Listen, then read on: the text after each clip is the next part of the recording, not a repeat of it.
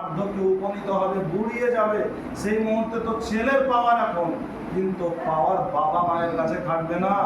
বাবা মায়ের কাছে তাদের স্বরের চাইতে, তাদের মুখের আওয়াজের চাইতে সর্বদা আপনার মুখের আওয়াজটা নিচু হবে। আর কি করতে হবে? ওয়ালা তাকুল্লাহুমা উফিন ওয়ালা তানহারহুমা ওয়া কুল্লাহুমা কাওলান কারীমা। সর্বদা তাদের সঙ্গে নম্র স্বরে কথা বলতে হবে। আর কি করতে হবে? ওয়াকফিজ লাহুমা জানাহা যুল্লি মিনার রাহমা। আর আপনার দয়ার হাতকে তাদের পদতলে বিছাতে হবে। মা বাবার পদতলে দয়ার হাতকে বিছাতে হবে। আর তারপরে কি বলতে হবে? ওয়াকফিজ লাহুমা জানাহা যুল্লি মিনার রাহমা ওয়া কুর রব্বি রহমহুমা কামা রব্বায়ানি সাগীরা। আর সর্বদা ওই বার্ধক্যে উপনীত বুড়িয়ে যাওয়া পিতামাতার জন্য আল্লাহর কাছে দোয়া চাইতে হবে। কি দোয়া?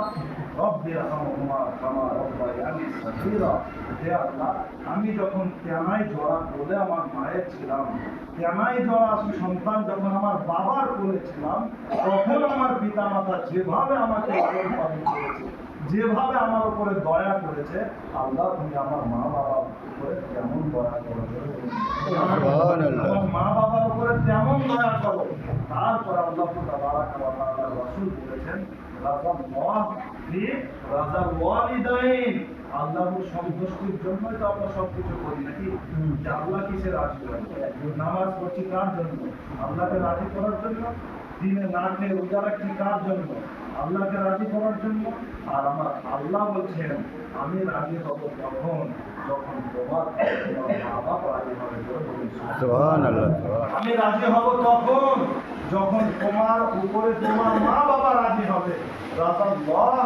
রাজাল ওয়ালিদাইন, আল্লাহর সন্তুষ্টি, আল্লাহর রাজামান্দি হলো পিতামাতার সন্তুষ্টির উপরে নির্ভরশীল।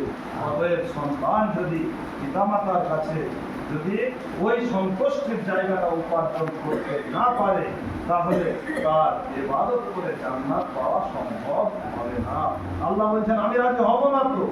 আমাকে রাজি করতে গেলে আগে নিজের মা বাবাকে রাজি করতে হবে। নিজের মা বাবাকে রাজি করে আমি আল্লাহ কত বড় দয়ালু, কত বড় গফুর, আমার নাম তুমি